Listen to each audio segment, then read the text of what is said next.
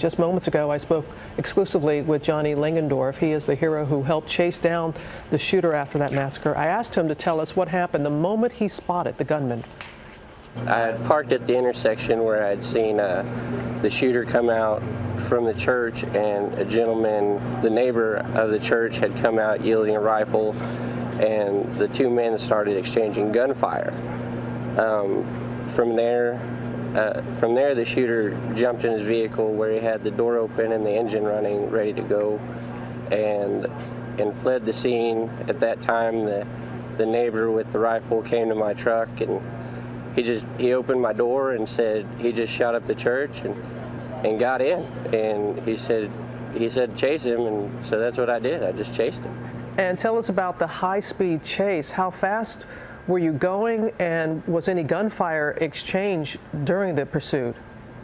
No, ma'am. Thankfully, there was no gunfire exchange, but I was doing around 90, 95, going down 539 northbound while I was on the phone with dispatch trying to lead them to where he was, or the direction he was going, because it seemed everybody had headed up to the church, and I'm not sure if anybody really realized that he had left and gone that direction.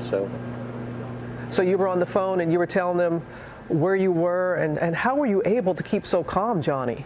It's just one of those things. It was a act now, ask questions later kind of deal. It wasn't, it wasn't something that I needed to freak out about. The situation was in a sense under control, and as long as I'm behind the wheel, I'm perfectly fine.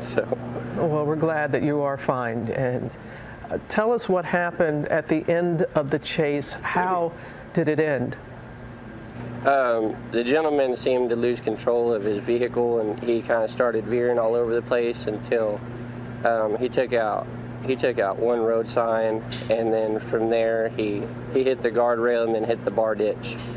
And at that moment, I stopped probably 25 yards from him, within a safe distance to where the gentleman who was riding with me could get his rifle on him, using my truck for protection, and still have a clear shot, but also be at a safe enough distance to where if he came out with a pistol or something, it wouldn't be as accurate. Hey, Johnny, did you ever see the shooter? Did you see any signs of life in the truck after it crashed? No, ma'am, I sure did not. Once we stopped, the gentleman got out, mounted his rifle on my hood, and the shooter did not get out of his vehicle after that. And Johnny, I have to ask you again, how did you have the presence of mind to be able to do this? This neighbor jumps in with a rifle, you're chasing someone who has just shot up a church. Just try and help us understand where your presence of mind and how you were able to do that. The gentleman who got in my truck, he had just said all he really got out was he just shot up the church, follow him, and that's enough for me to do anything. What can you tell people about that small town? From what I've learned just in the last 24 hours or so is that it's a great little community. There's definitely a lot of love and definitely a lot of care here. So many people are pitching in, especially not just here, but from all over the state of Texas. And I'm not sure about other places yet, but I know our bigger cities in Texas and stuff are all stepping up to help everybody and, try and make this uneasy situation as easy as possible for the families and everyone involved. And it's great to see everybody coming together and helping everybody out.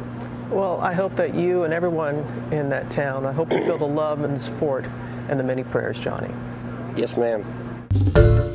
Hi everyone, George Stephanopoulos here. Thanks for checking out the ABC News YouTube channel. If you'd like to get more videos, show highlights, and watch live event coverage, click on the right over here to subscribe to our channel, and don't forget to download the ABC News app for breaking news alerts. Thanks for watching.